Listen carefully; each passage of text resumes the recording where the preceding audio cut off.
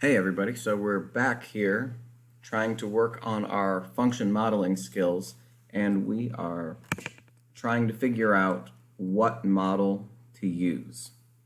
Okay, so right now we are dealing with the population of the state of Nevada. I have my calculator open, and I am going to clear out everything in my list 1 and my list 2. Remember, the fastest way to do that is to go up to the name, highlight it, clear it, and then go back down. Now, there was a time not too long ago where the fastest growing cities in the United States were Phoenix and Las Vegas. So this data is real. This data is actually really valuable to make predictions from, because what's been happening there has been happening here. So let's take just a second. Once again, in case you haven't noticed, we are not typing in 1940, 1950, 1960. We are actually going through and just cutting it off and just putting 40, 50, 60, 70, 80, 90. That way the numbers don't get too absolutely crazy. Okay? Now the population has grown a whole lot. Nevada, just like Phoenix, Arizona, did not really start growing until air conditioning. Phoenix wasn't even the biggest city in Arizona for a very long time. It was when air conditioning came around that we actually became a bigger city. Surprise, surprise. So let's take a look here. Be very careful that your data is entered in correctly, because these are big numbers. And if it is not entered in correctly, then we will get our numbers wrong. Now, once you get in the millions, the calculator sort of gives up and puts it in scientific notation for you. But trust me, if you scroll back up, or if you use the up arrow again, that number is there all the way, even to the ones place. So don't worry about that. All right, now, today's lesson is all about deciding which regression equation is best. Okay, now we have practice with that. In case you don't remember, we have our stat button here, but instead of editing our list in the edit menu, we slide over to calc, and we can do all of these different regression equations. We have a linear one, a quadratic one, a cubic one, exponential, a power function. We have so many different options here. And we just have to pick which one the right one is, okay? Now, if you're wondering where those pictures came from on your paper, we would definitely have to change our windows. If we went back from maybe 1930 to 2000, we could make that happen. And then we could just go from, let's go by 10-year increments here. And then we could go from, let's say, 0 people to maybe 1.5 million people. And we could just do an interval of maybe 500,000, something like that. Okay, if you hit graph, there you go. So that is our population, okay? Now I have a line saved from a previous problem, so if it looks like it doesn't fit my data, that's because it doesn't. I should probably clear that out. All right, so we talked about if we did a linear regression equation. That's the first one we did. The R-squared value is 0.9165. You need to remember this, because this is the most important thing I can teach you today. Remember, you're going to get tested, and there are only going to be a couple problems that they're going to ask you to analyze. The key is to figure out which function is the best match. Now remember the shortcut, the VARS shortcut here. I don't want to type in all that data, so I'm going to have the regression equation do it for me. And I'm going to look, and just with your eyes you can tell that is a really lousy match. You know, we can tell what's happening to the population over time. It started really slow, and then it started growing really fast. a linear regression equation does a really lousy job of doing that. So we need to try something different. All right, so we're going to go calc. The next one in line that was used on your note sheet was exponential. I think that's a great choice. The reason I think that's a great choice is because population is often exponential. In this case, the R squared value was 0.9967. That is so close to 1. And if I cleared out my graph and I did the vars trick again,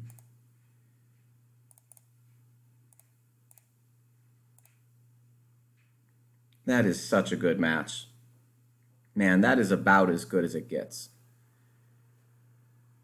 I mean, you can't even see a couple of these insides of the dots because it went right through. That was really outstanding. Now, they tried one more just for good measure. I'm not going to graph this last one. I told you power functions we don't use a whole lot in this class, but it's okay. The power function had a 0.983 R squared value, so good, but not best, okay? Now, it turns out the very first one we did on the notes yesterday was a quadratic, and that one actually turns out to be the best today. If you were to try the quadratic regression, I'll just throw it in here. It'll only take a second. All right, there you go. It turns out the quadratic one has an R squared value of 0.9998. So quadratic actually turns out to be the best. Okay. Now the way we make predictions, okay, the way we make predictions here, if you're wondering, it says in 2015 the population should reach 2.6 million.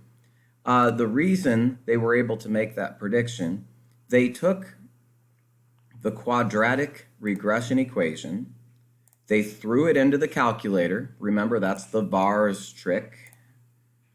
I know that's not how you're actually supposed to say it, but that's how it looks. They took the vars trick, and then they went into the table, and they just typed in the number. Now remember the way we're doing this. 1900 is year 0. So like 1910 would be the year 10 and that sort of thing. So 2015 would actually be year number 115. A lot of people are getting caught up in the details of what's going on here. If you were to type in 115, again, because we don't want to type in the whole 2015, 2.58 E6 is what it says. That's scientific notation, so we're going to highlight that. 2,578,000, so about 2.6 million people. That's where they got that number from. And it turns out in real life, the actual population of the state of Nevada in 2015 was 2.9 million. They predicted 2.6, it turned out to be 2.9. That's pretty good. Had we picked the wrong graph, had we picked a less accurate graph, we would have been off by millions of people. But because we picked the correct graph, we were able to make a better prediction about the future. So that's why it's so important. Okay? So we're going to practice picking the right graph based on the R squared values. That is the big key today. Can we pick the right graph based on the R squared values? Okay? Now, we are going through this particular example is a water bottle draining.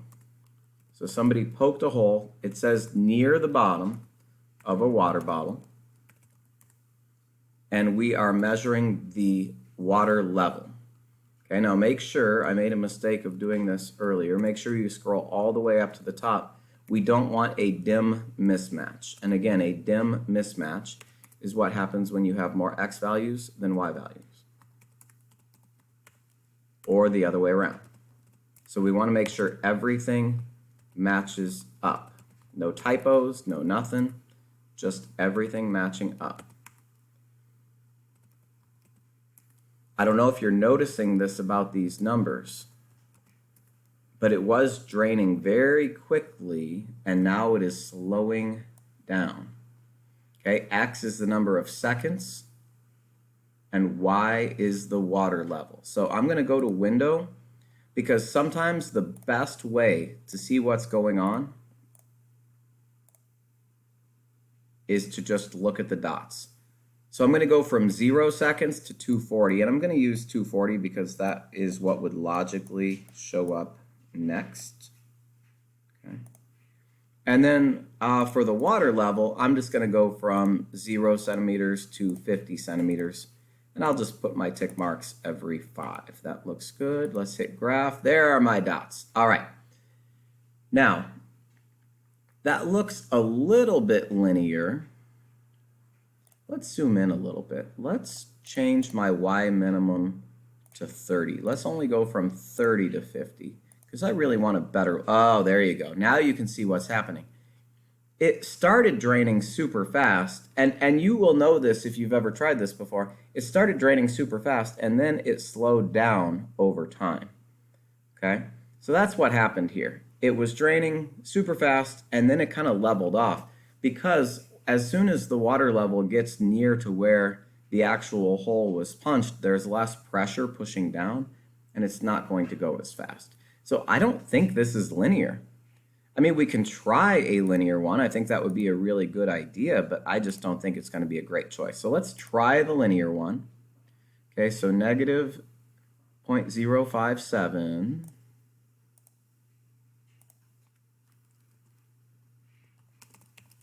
x. Okay, let's go here. Plus 41.111. Should I round that up, down? 41.112. Okay. Now the r squared value on this was 0.9517. That's okay, not great. All right, so we try another one. So once again, we're looking at our graph. If you wanted to throw this in the graph just for an experiment, you could go to y equals and do the bars trick, remember. It's the same trick every single time. If you graph that, you'd find out, that's okay. That wasn't great. I think we can do better. All right, so I'm going to clear that out. I'm going to go back into stat again. We are going to calculate, and we could probably do a quadratic one. We could see. Okay, let's try that. Would it be a better value? Now, it is in scientific notation. So the first one was linear. The second one was quadratic. Okay. Now it is in scientific notation, so it's going to be a little bit hard to read, but that's okay. You're going to have to move the decimal over 2 places. So 0.0002 x squared, and I'm just going to type real quick. I just want to get this thing done. Minus 0.1034 x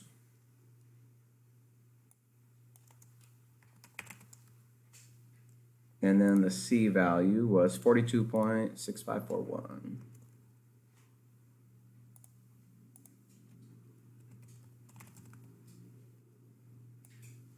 I don't know if you noticed. The r squared value was insane. 0.9999. I really don't think we're going to beat that. But we'll see. We'll do 3 models. Okay. So let's do one more just for kicks here. Okay. Let's see. You know, a lot of times we go to exponential as a good third choice, so let's try that out.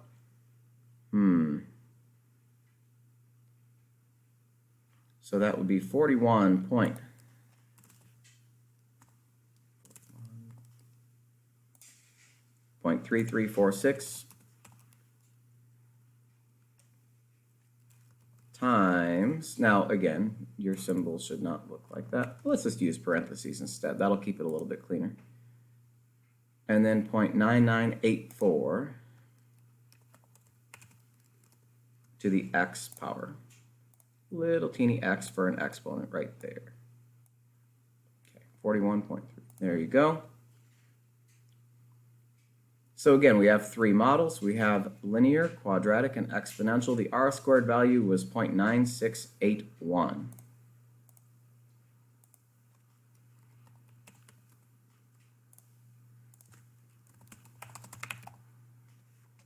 Okay, use the best model to find when the bottle will be empty. If you look at the three options that we just chose, I think it's pretty clear that the quadratic one was the best choice. The reason it was the best choice, I mean, no doubt, look at that r squared value. It was almost perfect. So I am going to import that into my y equals using the vars trick. Let's make that happen. I want to hit graph just so I can see just how perfect that was. As a math teacher, I can tell you, like, when you work something out perfectly, it's just a nice feeling. Like, you just know that that was the right choice. Now, if we go into the table, I could type in any number of seconds to get a prediction about what's going to happen next, okay? So, like, if I typed in, 40, we already know, according to our table, after 40 seconds, the water level should be about 39. Sure enough, there it is. I knew that because it was already there. So if you look at the table that we already had 40 and 38.9. Okay? And if you're wondering what this is doing here, x would be seconds, so we would go from like 0 to 240 seconds. The water level, the highest the water level ever got was 42, so if I'm making a sketch of this, I'd probably go 50 and then 0. Although, if you remember, I did change my window here. I changed my window to 30. And there's a reason why. So we had our dots started at 42, went down to 40, 39, and then it sort of leveled off over time. Here, I'm going to make mine a little bit lower because the jumps were a little bit bigger. Okay, there you go. So it kind of did this and this, and then it kind of leveled off over time as it got closer to 30. My sketch is really lousy because I'm drawing with a mouse. I believe you can do better than that. You're basically trying to sketch this, exactly what we had here. So it starts at 42 and then dips down to 30. All right. The last thing that they're asking here, what would happen? How long is it going to take for the bottle to empty? So that would be like, okay, what would happen after 4 minutes? 4 times 60 is 240. So what would happen after, for instance, 240 seconds? It's at 29.9. 280 seconds. Okay, that would be wait, what? What is going on here? The quadratic model was perfect. But if the quadratic model is perfect, why is it going up over time? What is happening? It turned out, I want to show you something kind of funny here. Remember what quadratics do, right? Quadratics go down, but what happens afterward? They go back up. And obviously the water level isn't actually going back up. We're not putting more water in the bottle.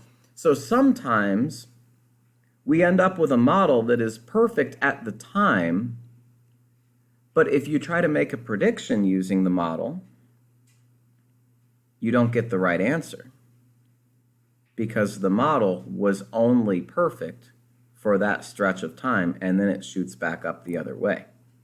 So, use the best model to find when the bottle will be empty. The truth is, I'm not totally sure the bottle is ever truly going to be empty because it's leveling off. And the other part of it is, if the bottle had a hole poked near the bottom, let's say the hole was poked right here, as soon as the water gets to that level, it's never going to drain all the way anyway. So models can only do so good of a job at predicting what's going to happen next. All right, so your mission is to try this one on your own. If you are in the classroom with me, when you are done trying this one on your own, I want to actually see it. I want to see your prediction. Just take 30 seconds to bring it back to me so that you can see, so I can see how you did, and we can see what prediction you made and why you made it. Okay, so I want you to do this one on your own, and then you will be good to go. Thanks for watching. I'll see you next time.